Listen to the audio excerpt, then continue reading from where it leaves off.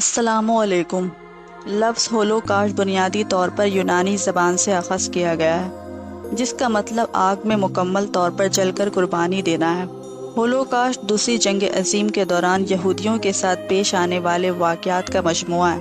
یہودی قوم کے نظریات کے متعلق دنیا میں کوئی اچھی رائے نہیں ملتی۔ یہ وہ قوم ہے جس نے انبیاء اکرام کے قتل سے بھی دریغ نہیں کیا، یہاں تک کہ نبی کریم صلی اللہ علیہ وسلم کے قتل کے بھی منصوبے بناتے رہے۔ جب تک دنیا میں مسلمانوں کا عروج رہا، یہ بالکل خاموش رہے، اور جب مسلمانوں کا دور حکمرانی ختم ہوا، انہوں نے اسلام مخالف منصوبے شروع کر دیے اور فلسطین کے مسلمانوں پر مظالم ڈھانے شروع کر دیے۔ ان کی مکرانہ سوچ اور ناپاک ذہنیت سے ہر قوم واقف ہے، اس لیے ہر ایک ان سے دور رہنے کی کوشش کرتا ہے۔ ہولوکاسٹ کے متعلق دو نظریات ہیں۔ ایک نظریہ یہ کہ حقیقت میں یہودیوں کا قتل عام ہوا تھا، جیسا کہ دوسرا نظریہ یہ ہے کہ ہولوکاسٹ محض ایک جھوٹی اور من گھڑت کہانی ہے جو یہودیوں نے اپنی طرف سے تیار کر رکھی ہے، اور اپنی مکاری پر پردہ ڈالنے کے لیے اپنی مظلومیت کو ظاہر کر کے ہمدردی حاصل کرنا چاہتے ہیں۔ یہودی اس قتل عام کی ذمہ داری جرمن لیڈر ہٹلر پر ڈالتے ہیں۔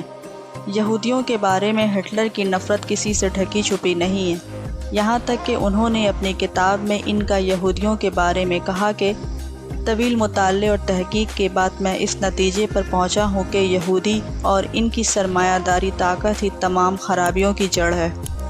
1933 میں یورپ کے اندر یہودیوں کی تعداد تقریباً 90 لاکھ تھی، اور بیشتر یہودی ان علاقوں میں آباد تھے جن علاقوں کو دوسری بڑی جنگ عظیم کے بعد نازی جرمنی نے اپنے قبضے میں لیا تھا، اور اس کے بعد نازی جرمنی کی طرف سے ایک منظم منصوبہ بندی کے تحت مذہبی، معاشی، نسلی اور دوسرے دیگر تصادات کی وجہ سے یہودیوں پر قتل عام کا بازار گرم ہوا۔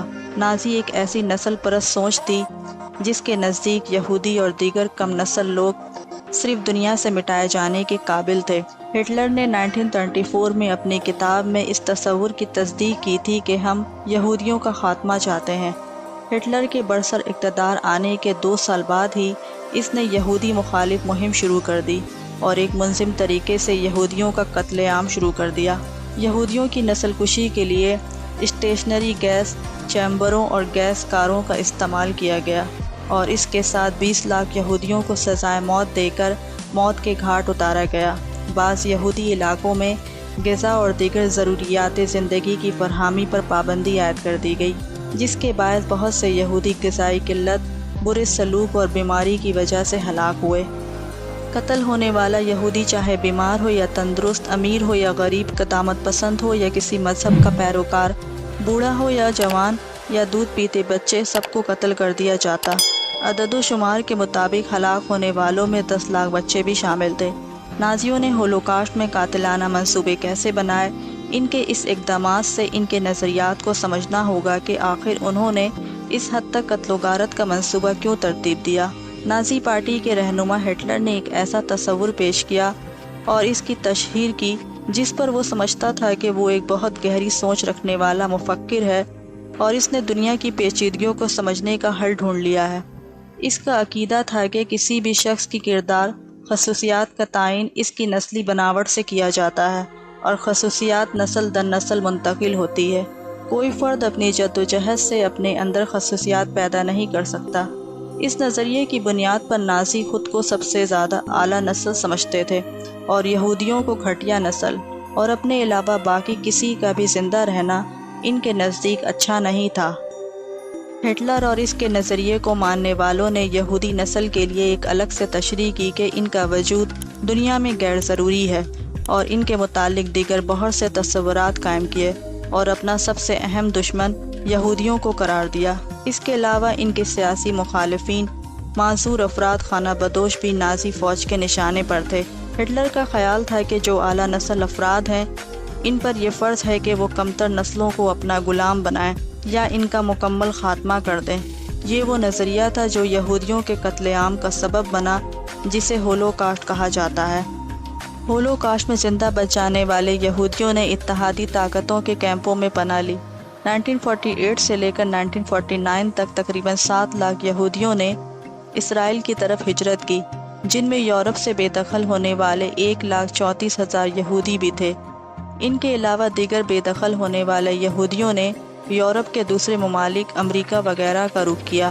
جس طرح ہولوکاسٹ کی تصدیق پر بہت سے لٹریچر لکھے جا چکے ہیں جس میں اس بات کو تسلیم کیا گیا ہے کہ حقیقت میں نازی فوج کے ہاتھوں لاکھوں یہودیوں کا قتل عام ہوا، لیکن اس کے برعکس بھی بہت کچھ پڑھنے اور سننے کو ملتا ہے جس میں ہولوکاسٹ کو محض ایک فسانہ قرار دیا گیا ہے کہ یہودی صرف اپنی مظلومیت ثابت کرنے اور مظالم کی شدت کو بڑھانے کے لیے لاکھوں یہودیوں کے قتل عام کا راگ الاپتے ہیں اور خود ساختہ واقعات گڑھ کر ہمدردی حاصل کرنے کی کوشش کرتے ہیں کہ نازی فوج نے اس پر کس حد تک مظالم کیے ہیں۔ بعض محققین نے ہولوکاسٹ پر تحقیق کرتے ہوئے بس اتنا ہی ذکر کیا ہے کہ جو مظلومیت کی داستان ان کی زبانی سنی جاتی ہے ان میں اتنی حقیقت نہیں ہے، زیادہ مبالغہ آرائی سے کام لیا گیا ہے۔